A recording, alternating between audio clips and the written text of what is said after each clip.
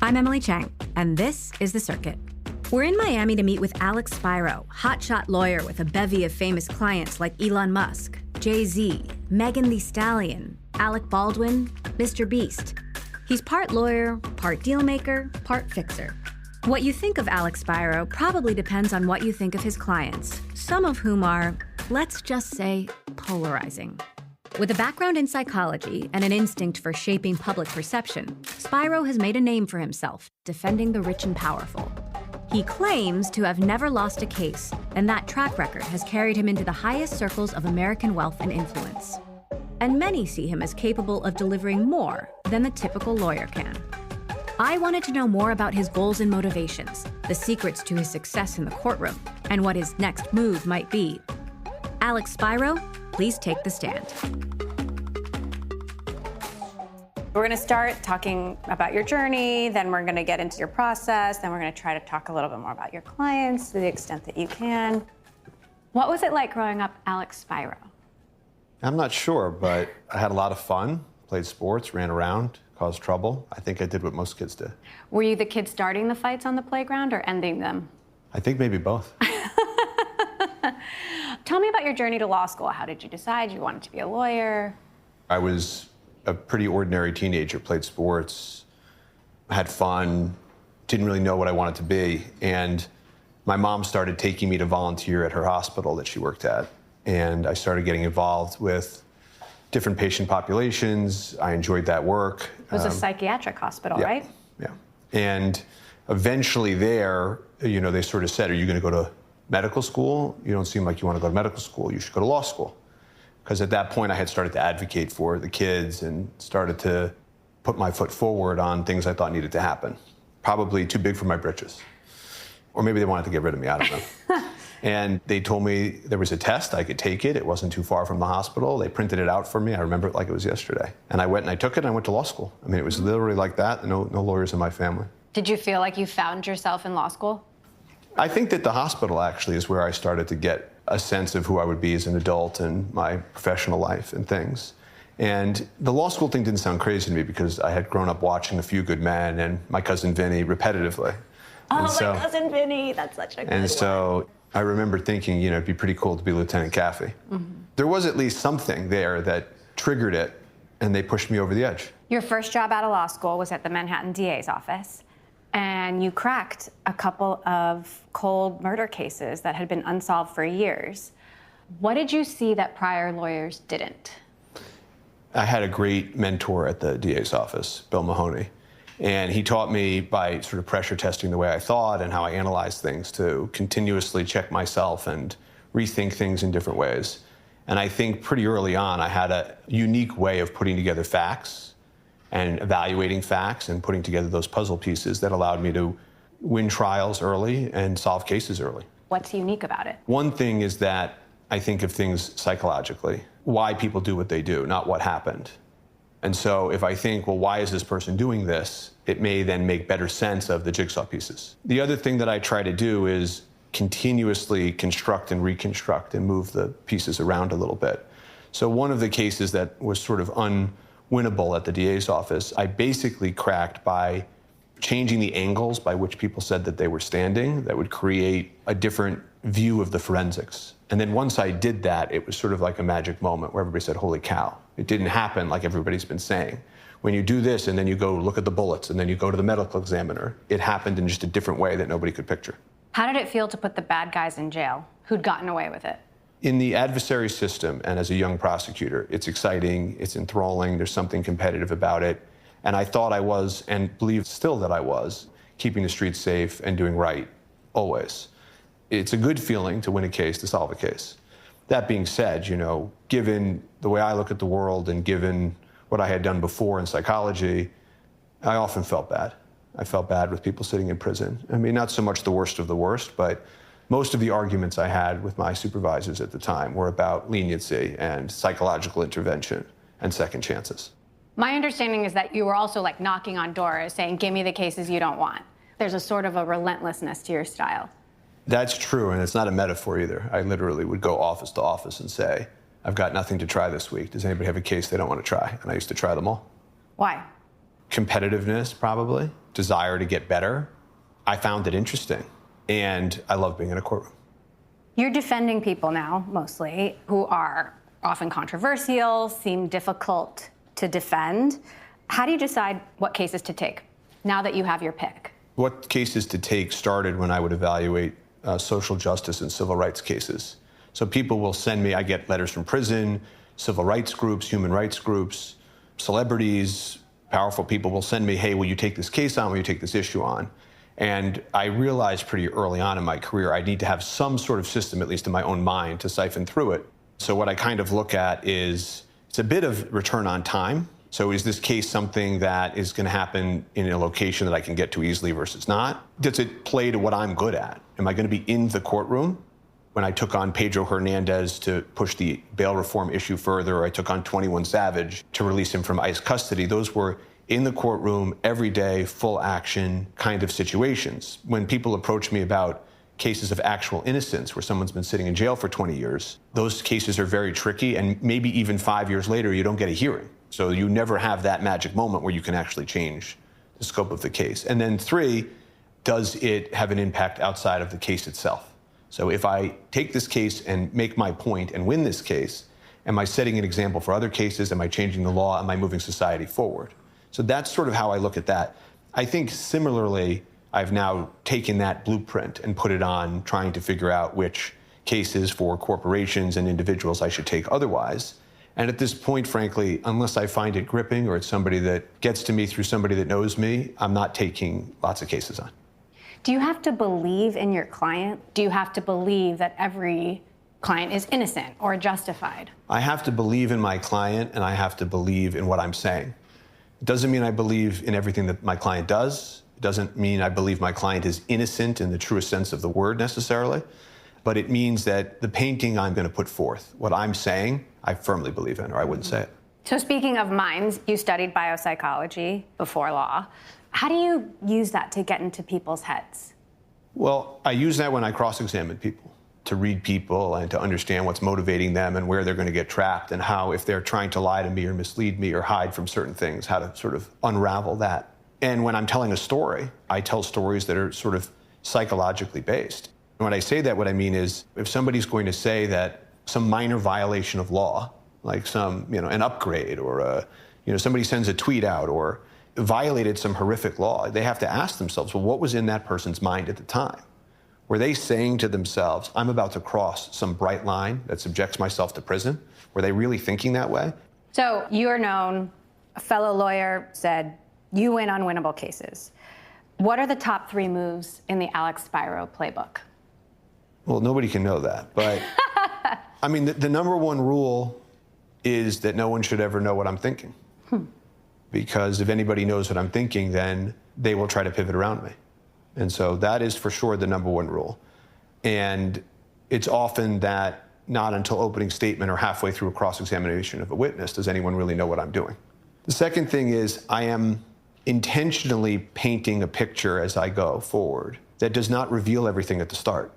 Part of that is for the element of the fact that nobody can predict what I'm going to do next. But it's also because a jury or a judge ends up having a eureka effect. That is the point of the adversarial system, the idea that if we're fighting with each other, eventually the truth will break out. And I firmly believe that. So if I give an opening statement, I'm never going to say what ultimately the end of the movie is going to be. That wouldn't make for a very exciting movie. And 3, I'm going to go away from whatever I think the traditional playbook is. It often comes back to predictability. If they're going to play checkers with me, I don't want to play checkers back. So it's almost like a show for the jury. It's the same way I would teach. It's the same way that I would write. It's the same way if I gave a speech. It wouldn't be so linear and boring and uninteresting. It would have twists and turns so that people remember it and so people are gripped by it. So when they get to the end, and I've had jurors come up to me and say, we believed in you, we believed that you believed in yourself, and we were going to follow you. And so they have to go on the journey that I went on when I figured out what the truth was. Again, my truth, the truth of the case. You really thrive in the courtroom. Is it like an adrenaline rush? Do you ever get scared anymore? Are you ever like sweating? Or are you always in control? I sweat like all people. It's definitely an adrenaline rush. It's definitely sort of its own high. And it's the ultimate search for the truth. The search for the truth, there are great and curious journalists, and there are congressmen who are probably trying to get at the truth. The truth comes out in courtrooms. I've always believed that, and the longer my career goes, the more certain of it I am. And so I think it's very, very important. So if it's both exciting and important, that's a pretty interesting thing to do. Have there ever been moments where you felt out of control or that you'd lost control and you're trying to win it back? What do you do in those moments? There are never moments in a courtroom where I feel out of control. There are moments in a courtroom where I know I'm taking on water. And what I try to do is get control back. Get the water out or change the direction of the boat, something. I think that's a testament to picking issues that are important, that people misunderstand, and the juries get it right. I read you charge $3,000 an hour. You're losing money as we speak. I'm always losing money.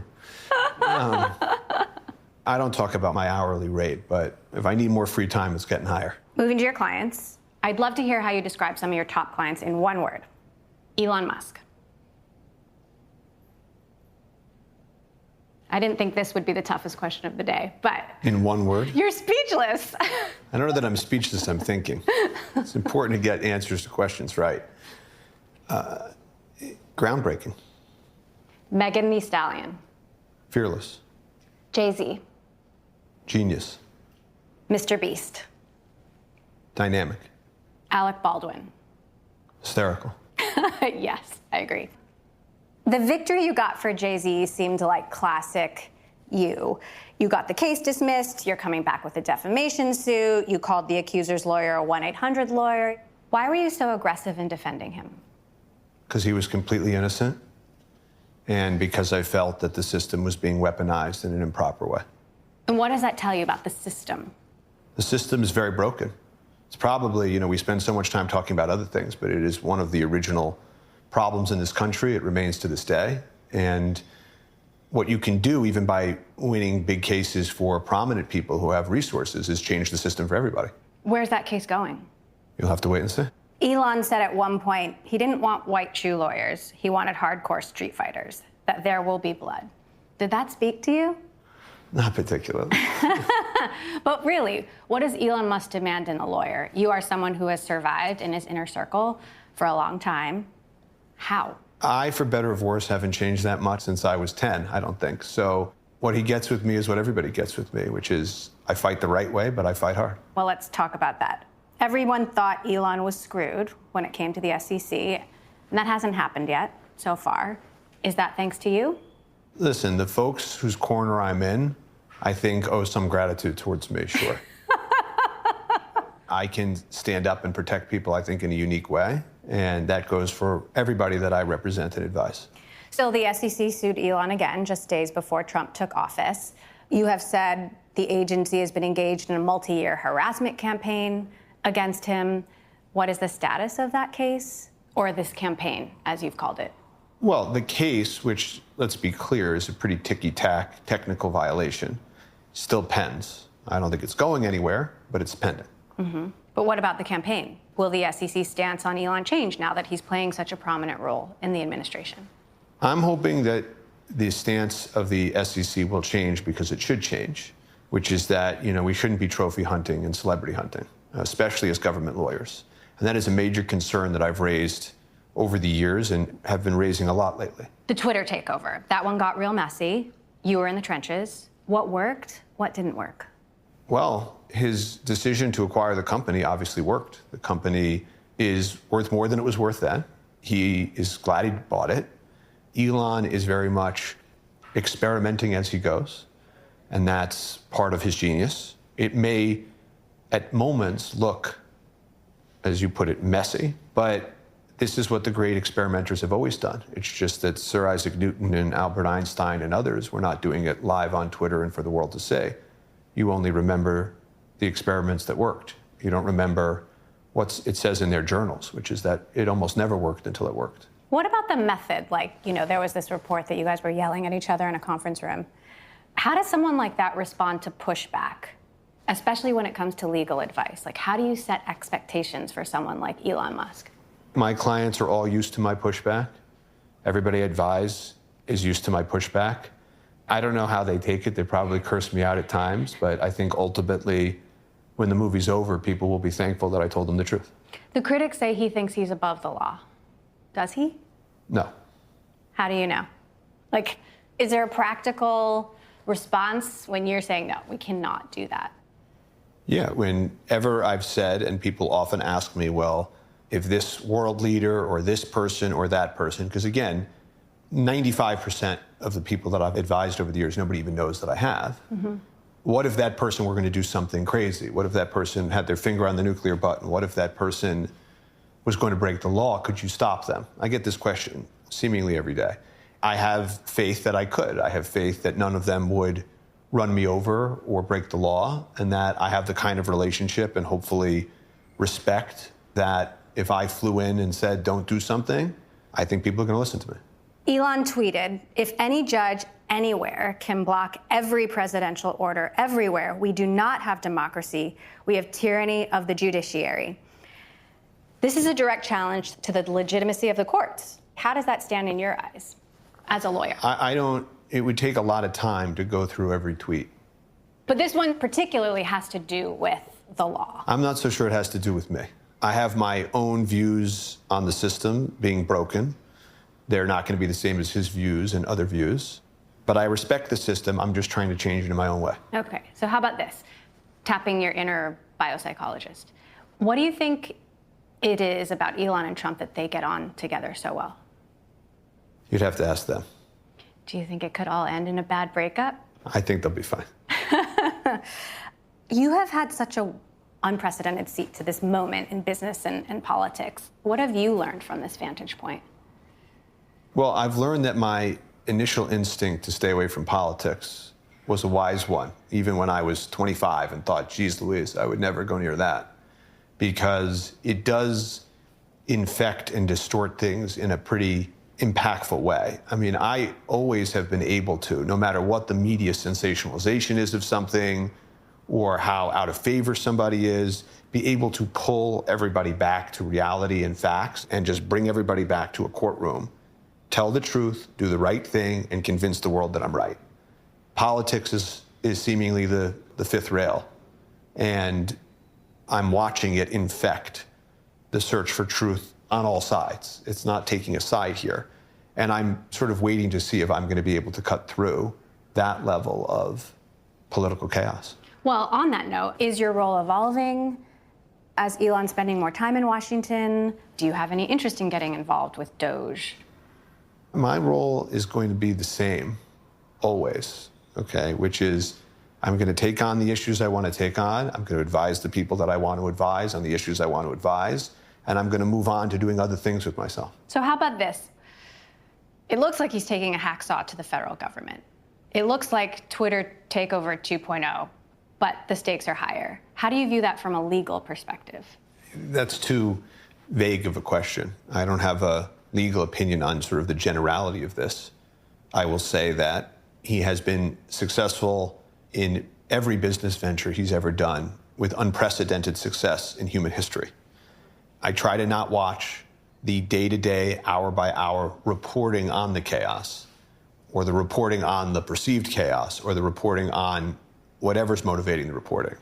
I'm going to continue to watch, but obviously that's not my mandate. My mandate is not to produce music for musicians and write the movies for the movie directors. I'm here to take on the issues that I think are important and to fight against what I think is legal momentum and legal overreach that shouldn't happen. And I'm hoping that that changes the system for the better. One last Elon question, if you'll humor me. Speaking about the rise of lawsuits, they're a big part of his playbook. Lawsuits are a big part of Elon's playbook. He's suing OpenAI, he's trying to take over OpenAI. Like, sometimes it's hard to take that seriously. What would you say to people who don't believe it or understand it or feel like it's not real? Well, this idea that Elon and his orbit have a lot of lawsuits.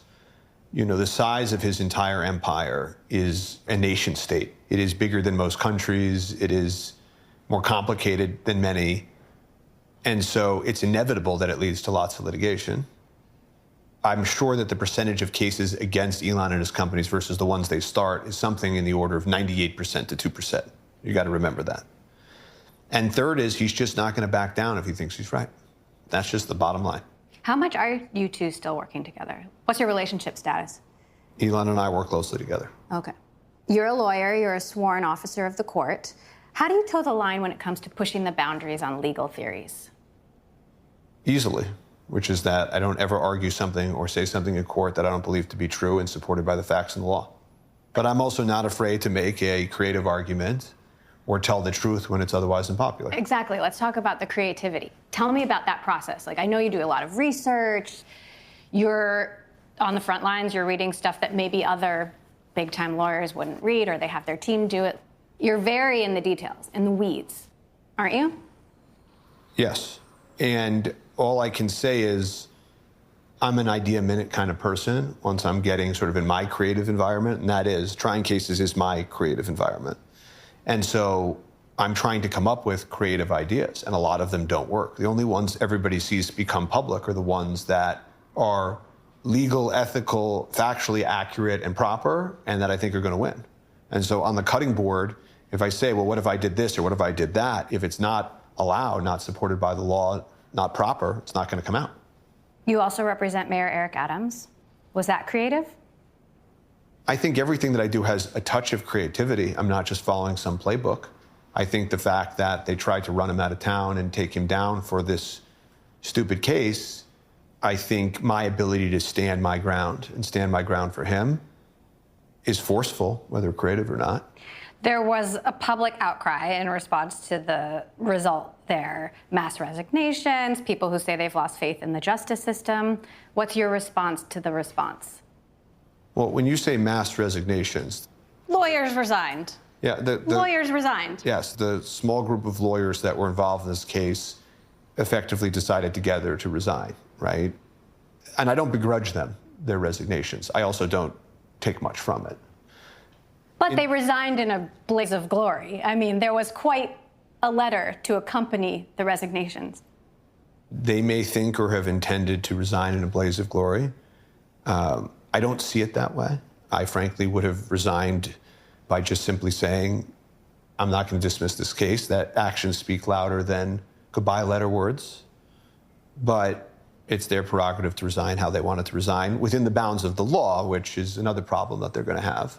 But it is what it is. What is your appetite for risk? Higher than the average lawyer, probably. What cases don't you take? 99% of the cases that come to me. There has to be something about the risk that is thrilling, right? It's not worth it unless it feels like it's a challenge. Any case that you're referencing or asking me about is a case in which the other side of the case wants to win just as badly. And they have the upper hand, presumably, or they wouldn't have brought the case. And if it's the government, they have more resources, and they have the momentum of public perception. And so anytime I step into a case, when you say risk, I should lose just by the percentages. So, of course, the excitement, I think, importance, frankly, that drives the excitement of being able to stand my ground and stand up for what I think is right is absolutely something that draws me in and drives me. What have you learned about the needs of powerful people?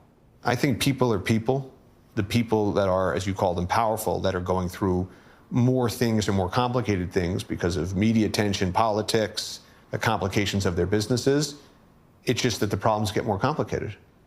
You know, we talked about why people call you, and obviously a lot has to do with the result. But what else do you think you give them? I mean, the people are trusting you wholeheartedly with everything, their deepest, darkest secrets.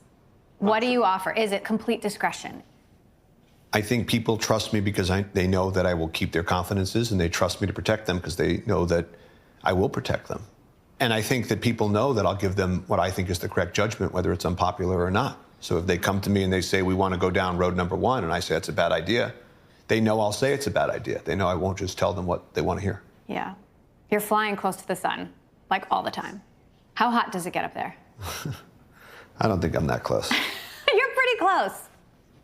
I think that if I'm doing what I think is right, and I fight hard, and I have to go up in the sky to keep fighting, I think that by doing what I think is right, I'll land back on the earth and be victorious. You started your career in the criminal justice system. When you're not representing high-profile clients, you're on the board of the Reform Alliance, you lecture at universities, you take on wrongful convictions. What's broken about the system? Pretty much everything. The system is backwards, racist, draconian. I can't say enough bad about it. I'm hoping it changes and is changing over time. And I'm hoping that some of these cases move things forward, like bail reform, like 21 Savage and immigration issues. And that's my little way of doing what I would like to do even more of. So what needs to be done to fix it? I mean, I realize that's a big question, but what needs to be fixed? First of all, the question is, well, what's broken? I mean, putting people in jail on bail because they don't have the economic means to afford bail is not a just system. We incarcerate a higher percentage of the population than any other country on earth. We incarcerate black and brown people in this country at 6-7 times the rate as people that are white or not black and brown. The system has hopefully become at least slightly more fair to different people of different means and different races, but only marginally so. And so, you know, we've got to equal out resources. We've got to keep our eyes open to these real issues, and we've got to keep fighting. Does it ever feel like we're moving backwards? Sure, it does. And it may be one of those one step forward, 2 steps backwards. And sometimes there are these moments, these igniting moments. It happened with the Black Lives Matter movement, where it grips the society as a whole, and people say, well, wait a second. It happened with Rodney King, people say, and the society says, wait a second. But the question is how to carry that forward in a way. And I believe that cases can do that. I believe that lawyers that take on major cases, who have a credibility amongst others, if they take on big cases that are important for society and they fight hard and they fight right, that helps move society forward. Thanks so much for listening to this edition of The Circuit. You can catch the full episode on Bloomberg Originals. I'm Emily Chang. Follow me on X and Instagram at Emily Chang TV, and you can watch new episodes of The Circuit on Bloomberg Television or streaming on the Bloomberg app or YouTube. And let us know what you think by leaving a review. Those extra reviews, they really make a difference. I'm your host and executive producer. Our senior producer is Lauren Ellis. Our associate producer is Heather Glover Huang. Our editor is Allison Casey. Thanks so much for listening.